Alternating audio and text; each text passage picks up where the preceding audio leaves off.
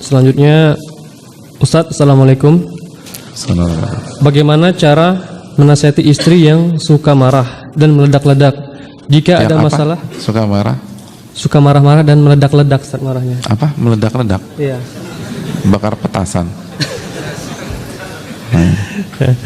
Meledak-ledak. Jika ada masalah, Afan, istri Anda juga jarang ikut kajian.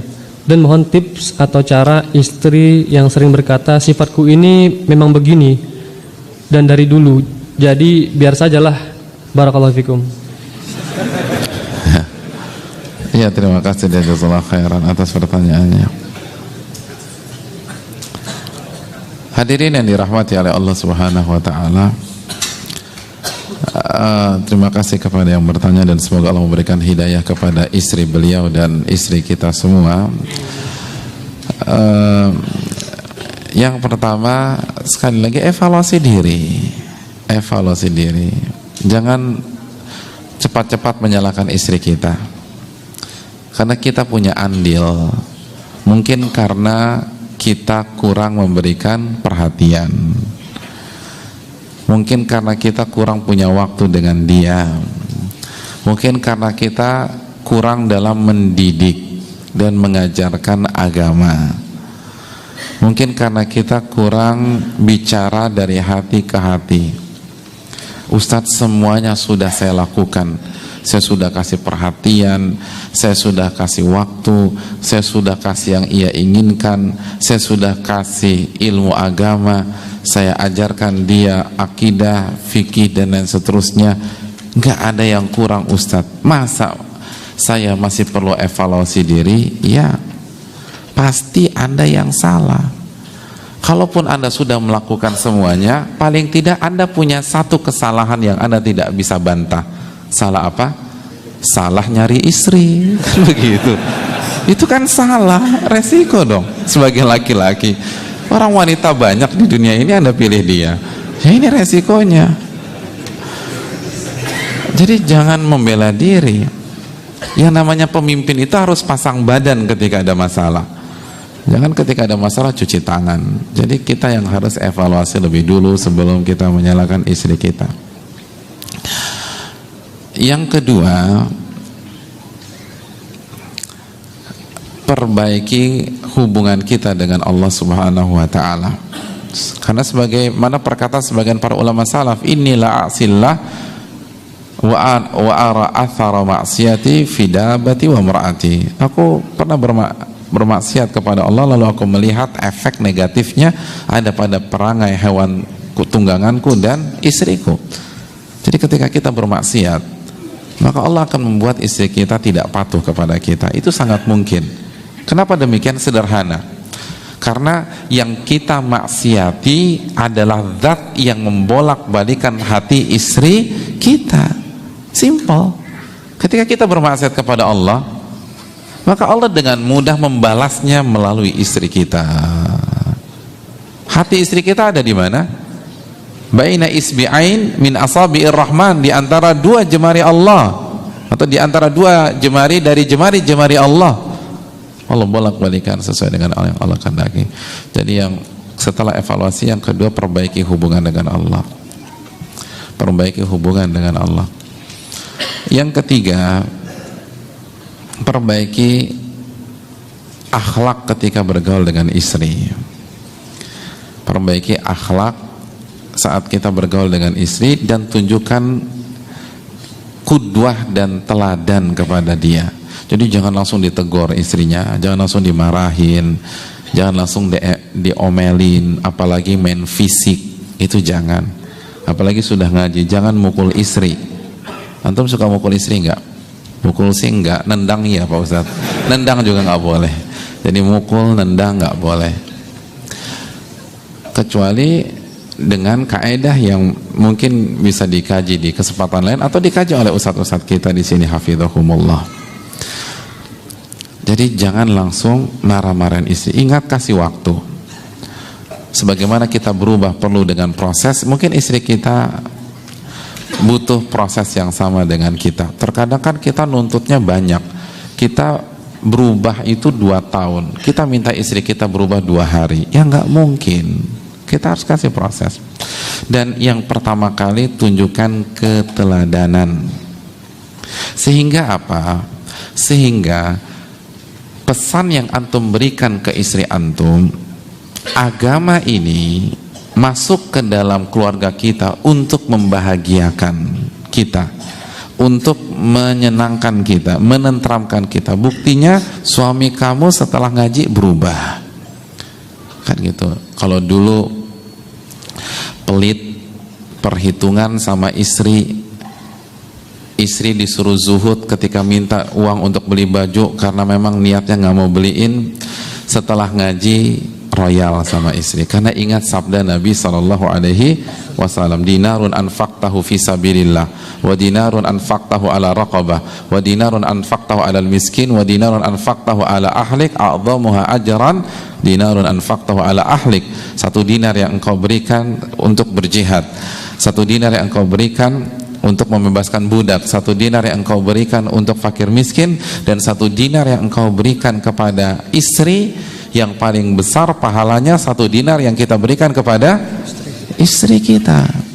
Jadi istri kita tuh dibeliin, dikasih dulu, belikan baju, belikan tas, belikan sendal, lalu mulai-mulai disisipkan. Kok kamu baik banget sih sekarang? Kan sudah ngaji. Kata Nabi, suami itu harus royal sama istri. Wah, itu kan istri semangat. Oh, kalau begini suami saya ngaji aja terus, kan begitu. Itu kan senang dia.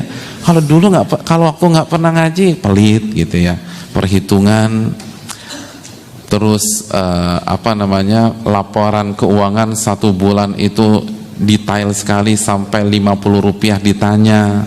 Setelah ngaji dimudahkan, bahkan ditambah, dikasih uang untuk jajan, kan begitu ya. Jadi istri kan senang, subhanallah, ini kok semenjak ngaji suami saya jadi baik, suka belikan. Terus juga setelah ngaji antum jadi romantis sama istri, kan gitu, suka kasih kata-kata sayang, manggilnya sudah enggak antum manggil istri antum siapa, apa sih? Hah? Manggil istri antum apa? Hah? Umi, Beb. Wah, bagus nih, Beb. Wah. Selain Beb apa? Hah? Sayang, iya kan? Iya gitu kan. Nabi kan manggil Aisyah apa? Humairah, wahai wanita yang pipinya kemerah-merahan. Subhanallah, kan enak dengernya ya. Jadi kasih panggilan sayang ke istri. Siapa lagi? Apa sayang, terus apa tadi? Beb, terus apa sih? Apa lagi? Cinta, masya Allah. Atau manggil dia cinta atau namanya Cinta Parwati? Manggilnya namanya cinta, masya. Ya nggak masalah, itu kan ngikutin Nabi SAW. Kan istri senang loh, subhanallah. Istri senang, wah dipanggil sayang. Jadi hadirin yang dirahmati oleh Allah SWT, ini yang harus kita camkan. Jadi buat perubahan dulu deh. Jadi istri itu ngelihat pengajian suaminya ini itu memberikan keberkahan dalam rumah tangganya. Ketika istri sudah melihat demikian, subhanallah, akhirnya insya Allah dia mau ngaji juga. Karena suami saya nih setelah ngaji jadi tambah baik. Setelah ngaji antum kalau di rumah penampilannya rapi gitu loh. Antum kalau di rumah pakai baju apa? Batik. Loh, Ibnu Abbas itu kan kalau berpenampilan kan necis, keren. Apa kata Ibnu Abbas? Kata Ibnu Abbas ketika ditanya oleh para sahabatnya, itu sahabatnya bingung nih, Ibnu Abbas kayaknya puber kedua nih, karena kan rapi terus.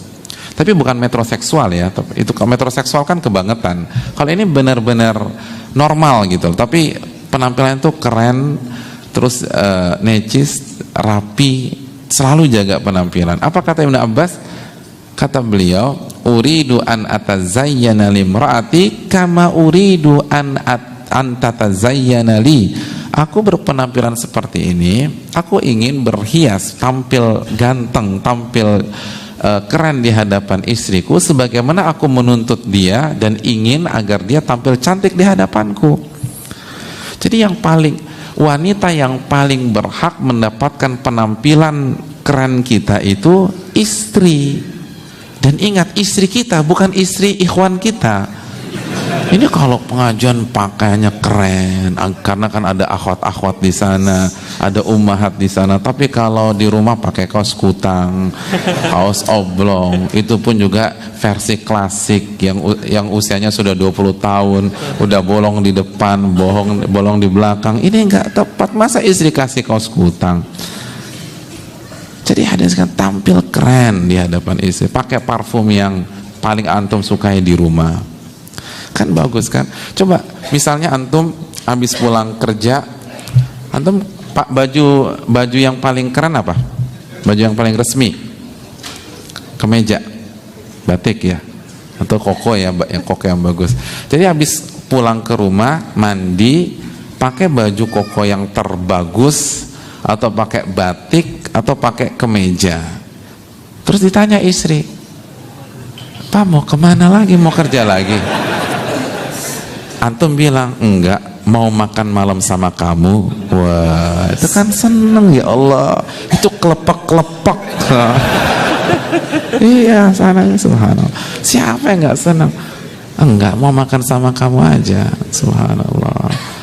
Oh, itu disuruh ngaji terus deh. Kalau begitu Pak, ngaji terus Pak, nggak pulang juga apa-apa. Iya kan? Jadi perlihatkanlah akhlak mulia, perubahan gitu loh. Ibadah jadi bagus, lebih sabar sama istri, jaga penampilan. Itu insya Allah istri baik deh. Ini udah dibuktikan. Pokoknya terapkan begitu insya Allah. Dan yang terakhir, banyak doa kepada Allah. Banyak doa.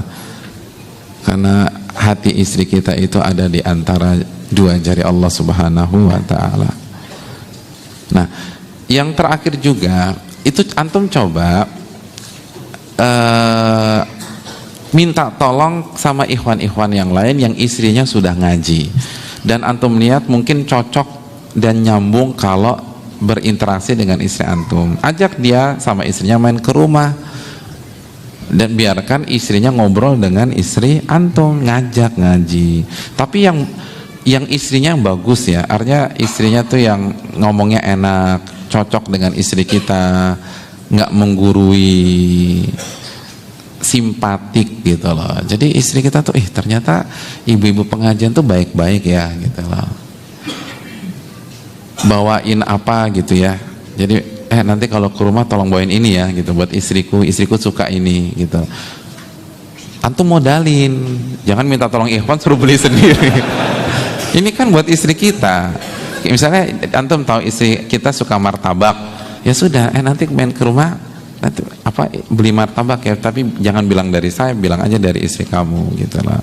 Itu kan masya Allah, ini ummahat pengajian kalau main ke rumah bawa oleh-oleh, bawa hadiah, padahal dari uang suaminya juga, nggak masalah itu ya. Ya, itu beberapa trik. Wallahu ta'ala bishawab. Ya. Ya, tampaknya